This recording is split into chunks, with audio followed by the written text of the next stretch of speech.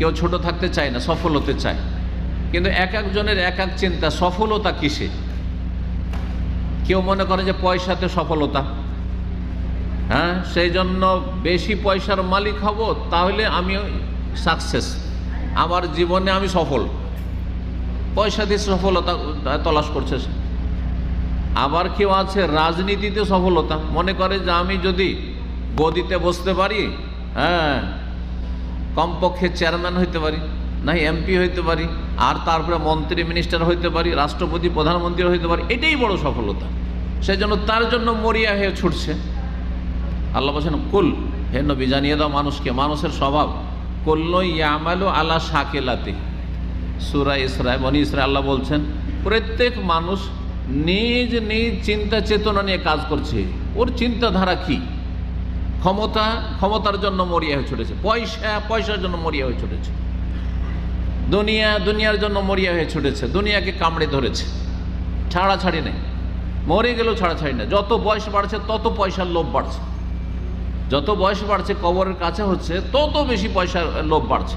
দেখবেন বুড়ো মানুষগুলোকে, ইল্লা মাশাআল্লাহ, রাগ করবেন না বুড়োরা, কিন্তু মানুষের বয়স যত হয় তত কেন এই দুনিয়ামুখী অধিকাংশ লোক হয়ে যায়, দুনিয়ার পর মায়া মমতা বেশি হয়ে যায়। অথচ দুনিয়ার মায়াকে সংকুচিত করে আখেরাতের প্রস্তুতি নেওয়া উচিত, যে আমার সময় হয়ে গেছে, আমাকে যে কোনো সময় সাড়া দিতে হবে, সুতরাং আমি রেডি থাকি, এইরকমটা হওয়া উচিত।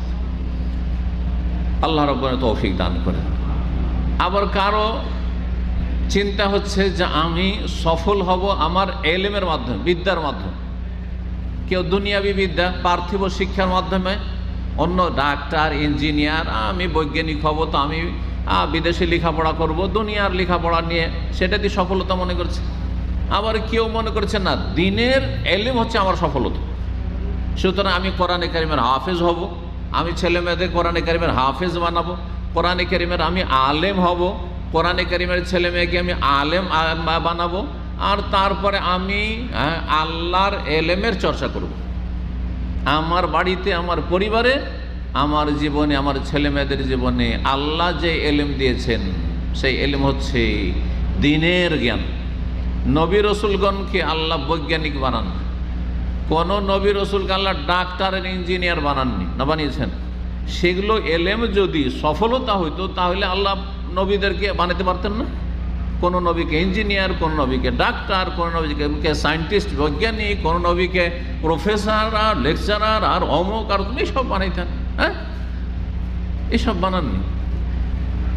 বরং প্রায় নবী, এক দুইজন নবী ছাড়া কাউকে আল্লাহ ক্ষমতাও দেননি। মুসা আলাইহিস সালামের কোন রাজত্ব ছিল না, ঈসা আলাইহিস সালামের কোন রাজত্ব ছিল না, ইব্রাহিম আলাইহিস সালামের কোন রাজত্ব ছিল না, শুধু দাউদ, সুলাইমান, মুহাম্মদ সাল্লাল্লাহু আলাইহি ওয়াসাল্লাম, ঠিক না? তাহলে চিন্তা করুন, তার এগুলি সফলতা নাই। কারণ নবী রসুলগণ সবচেয়ে বেশি সফল তাদের লাইফ। তাহলে যদি দুনিয়ার এসব বিদ্যা, বুদ্ধি আর নেতৃত্ব, ক্ষমতা, পয়সা, সফলতা হইতো, তাহলে তাদেরকে সেগুলো আগে দিতেন, পরে অন্য কাউকে দিতেন। সফলতা হচ্ছে কি, এ বিষয়ে 4টি পয়েন্টে আজকে আলোচনা করব, মনে রাখবেন, আর তারপরে সে অনুযায়ী জীবনটা গড়ার চেষ্টা করবেন। আল্লাহ তৌফিক দান করুন।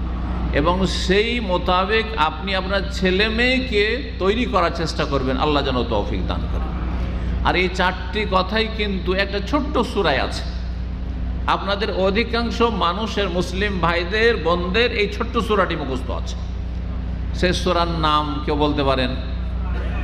সূরায়ে আল আসর, সূরায়ে আল আসর। যেটি ওয়াল আসর ইন্নাল ইনসানা লাফি খুসর ইল্লাল্লাযিনা আমানু ওয়া আমিলুস সালিহাত ওয়া তাওয়াসাউ বিল হক ওয়া তাওয়াসাউ বিস সবর। এতে 4টি কথা রয়েছে। এই 4টি বৈশিষ্ট্য, গুণ যদি আপনি নিজের মধ্যে তৈরি করে নিতে পারেন, তাহলে আপনি একজন সফল মানুষ, সফল মুসলিম।